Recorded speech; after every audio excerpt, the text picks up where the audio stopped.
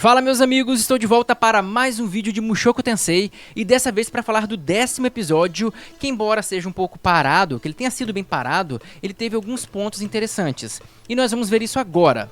Então vamos começar lá com o início do episódio, né, que mostra a Sylph tendo um momento lá de reflexão, um momento depressivo, no qual ela ficava olhando o Rudeus e vendo que ele anda com um monte de menina, tipo a Nana Roxa, aquelas meninas feras, etc. E ela fica um pouco enciumada, né, sem saber o que fazer.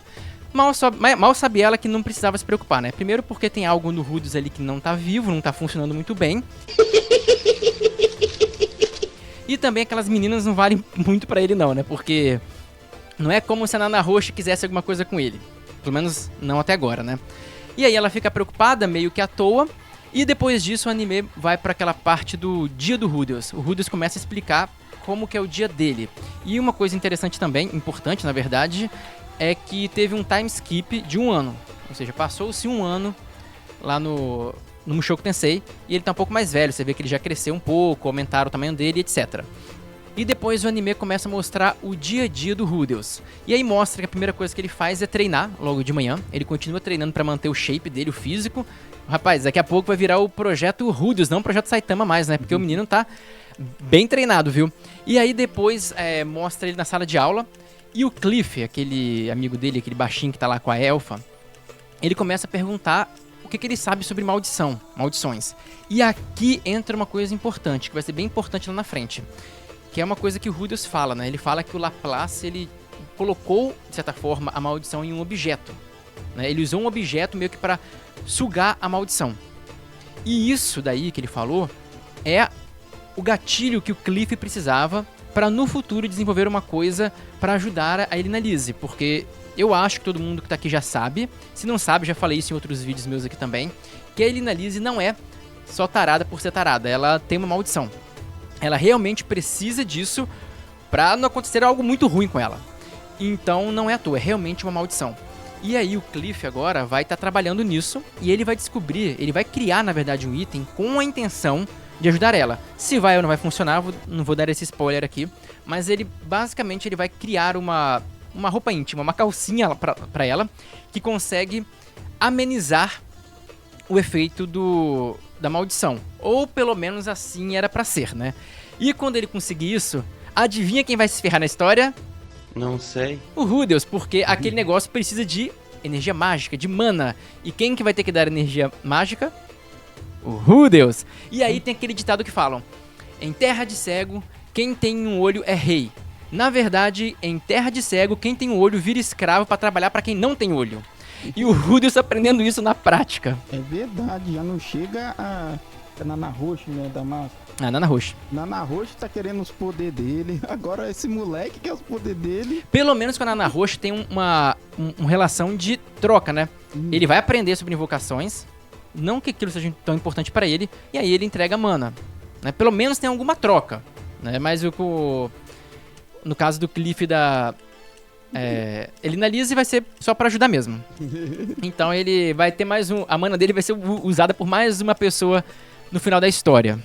E uma outra coisa interessante nessa cena, além do que o Rudeus falou, é mostrar como que a reação do Cliff, né? Porque ele fica tão feliz que ele começa a falar alto e fica levando esporro. Ele e o Rudeus ficam levando esporro do professor. E cara, isso é muito fato. Todo mundo na escola, você inclusive que tá me ouvindo e me vendo agora, você sabe que na escola você sempre tem aquele amigo chato que não tem noção e que fica falando alto pra caramba na hora da aula e você fica levando esporro de graça. Todo mundo tem esse amigo. E se você fala, eu nunca tive um amigo assim, é porque você era o chato. Você era o cara que falava alto, com certeza, porque todo mundo conhece um cara sem noção desse jeito. E depois disso continua mostrando o dia do Rudeus, porque ele treina, vai pra escola e depois ele vai almoçar. E como sempre, coisas normais acontecem, como você sentar na mesa com uma nanzinha pequenininha, que é a Julie. Eu acho ela muito fofa, por sinal, eu adoro ela. Ela não faz nada de importante, mas eu gosto muito dela. E aí chegar um demônio que parece o Goro do Mortal Kombat, um bicho gigantesco, e oferecer bebida. E Mushoku Tensei tem um brilho a mais. Ele tem uma coisa a mais. O que ele faz? Ele faz uma criança de 6 anos tomar cerveja.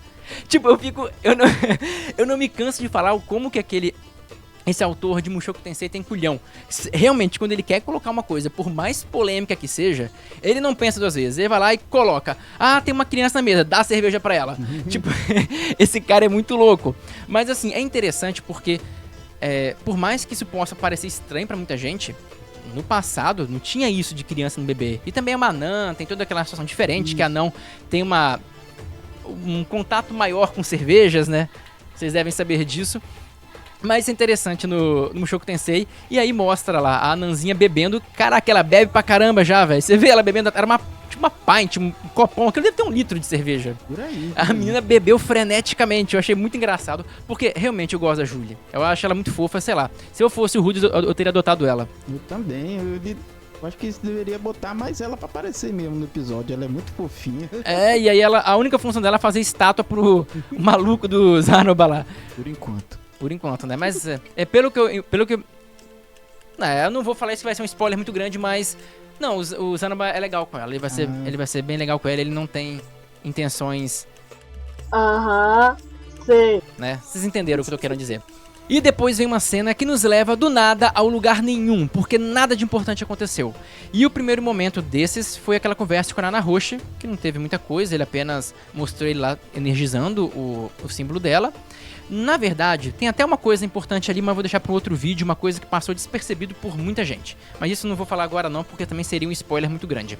Mas ele teve lá mostrou ele trabalhando com a Nana Roshi e mostrando que ela é esperta, rapaz, porque ela não entrega o ouro. Ela sabe que a função dela, a única função dela naquele mundo é o conhecimento dela com essas magias de invocação, teletransporte e tudo mais. Você vê que ela não conta. Porque ela sabe que no dia que o Rudeus souber, ela vira descartável. Ela não vai ter mais função. Então ela segura o tempo inteiro, ela é muito inteligente na Nana Roshi. E depois tem um momento lá com o Sol, que eles saem lá pra rever o Sol, o grupo deles.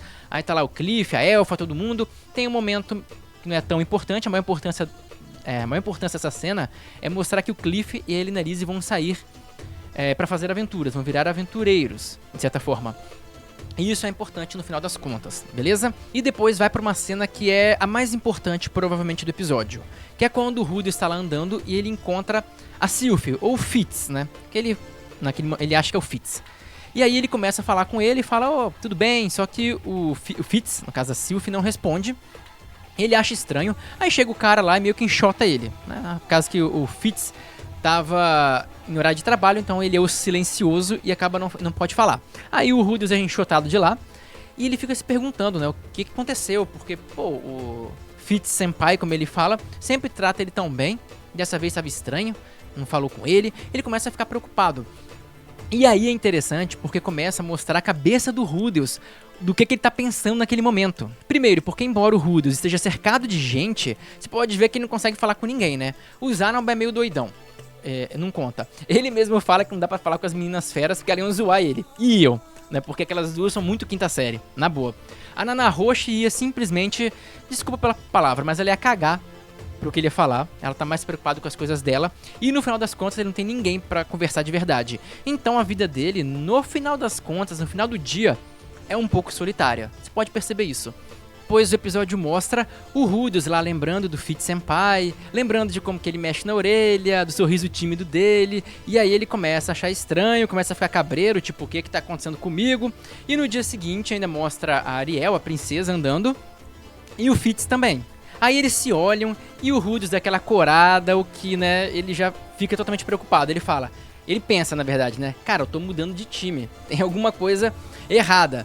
Mas ele desconfiou que podia não ser uma mudança de time e que talvez o Fitz não seja o Fitz, seja uma menina. Ele finalmente começou a desconfiar, né? Ele confiou em que não estava mudando de time, confiou muito, por sinal, porque poderia ser, né? Vai saber. Mas aí ele até vai atrás pra saber, né, se o Fitz é realmente homem, vai perguntar lá pra gente na escola se ele era homem mesmo e não chega a nenhuma conclusão. Só que a conclusão vem depois, que é aquele momento que ele toma um susto que o Fitz chega atrás dele, né, sem ele tá vendo. Ele tinha falado uma coisa, vamos dizer que ele falou uma coisa ali que seria estranho se o Fitz tivesse ouvido, né. Eu não sei por que ele falou, que diabos ele falou aquilo em voz alta, né. Aquilo é uma coisa que ninguém fala em voz alta. Você fala isso em voz alta, editor? Não, eu não. Ninguém... Mas ele achou que por estar numa biblioteca, nunca tem ninguém naquela porcaria de lugar. É, a biblioteca é um lugar de silêncio, a voz ecoa. Péssima ideia, péssima ideia. E Acho aí... que ele tava com tanta vontade de fazer uma que saía. É. Aí ele fala isso, toma um susto, e o Fitz tenta segurar ele e cai em cima dele. E é nesse momento que ele percebe, né? O tato dele foi bom ali, ele percebe que o Fitz é uma menina. Aí ele descobre e fica aliviado, porque por um pequeno momento o morto reviveu. O morto dele reviveu, deu uma olhadinha assim com o olho e voltou depois ao normal, mas... né, é um sinal de que não tá totalmente morto, só tá em coma, né? E o estranho também é o que ele fez depois, né? Ele começou a mexer lá embaixo no meio da biblioteca, velho. Ele ia bater um ali. Pelo visto, né, cara? Não, a situação do Rudy tá meio triste, né? Tá bem triste, mas ele descobre isso. E por sinal, isso é uma outra parte importante, não só por ele descobrir que ele é ela, né? Isso também vai ser um incentivo a mais, no final das contas, pra Sylph falar que é Sylph. Na verdade, ela não vai nem falar. Se for como é feito mesmo no material original, é uma situação muito bem elaborada dela, muito legal, que faz ele perceber que é a Sylph. E por sinal, isso também é importante porque a cura do problema dele ali, você já percebeu que tá relacionado com a Sylph. Vai ter também, tipo, um pequeno elixirzinho lá, um afrodisíacozinho também. Mas é principalmente o fato da Sylph. A Sylph basicamente vai curar esse problema dele, que é um problema desagradável, né? É um probleminha ruim pra ter. Mas é uma coisa que eu acho estranho também. Já que ele e o Fitz são muito amigos, o Fitz, né? Por que nunca falou desse problema, né? Não, ainda bem que ele não falou, né? Porque eu fico pensando que a última pessoa que percebeu, a última mulher que ficou sabendo que ele tinha esse problema, falou o que com ele foi algo tipo, que horroroso, não foi? Tipo, a Sarah? Foi, Sarah. Não, porque se ele fala isso, se a Sylph fala isso pra ele, ele se mata, cara. Se ele quase se matou por causa da bostinha lá da Sarah, imagina pela Sylph. Né? Meu Deus, Ainda... Não, ainda bem que ela não falou isso, porque não tinha um Soldat lá pra salvar ele não, cara. A situação ia ser pesada, coitado do menino nesse ponto, né? Que isso aí nesse ponto ele sofre mesmo, tanto que ele realmente pensou em tirar a própria vida naquele momento. Pesadíssimo, cara, pesadíssimo. Acho que do episódio, o mais importante foi realmente isso. Primeiro, aquele lance lá do que ele falou pro Cliff sobre a maldição, né, que vai ajudar o caso dele na Liz, isso vai ter uma consequência lá na frente. E o segundo ponto agora foi essa descoberta dele que o Fitz Senpai é uma mulher e que com ela, no caso ela, o morto dele pode reviver. Então tem uma boa importância nessa parte. E os próximos episódios, principalmente o último dessa temporada, que eu acho que vai ser bem interessante, né, que eu acho que vai ser o momento que vai acontecer alguma coisa, porque a faculdade de magia, esse arco, é muito parado. Muita gente não gosta dele exatamente por isso, porque ele é muito mortão. Você pode ver que se pegar os eventos importantes mesmo, você junta, acho que a temporada inteira em, sei lá, uns 4 ou 5 episódios. Você pegar o que é importante, né? Mas esse arco é bom pra desenvolver personagem, pra mostrar características, personalidade, e também um pouco da vida deles, né?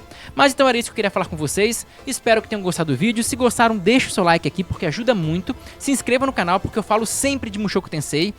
E então é isso, e até a próxima!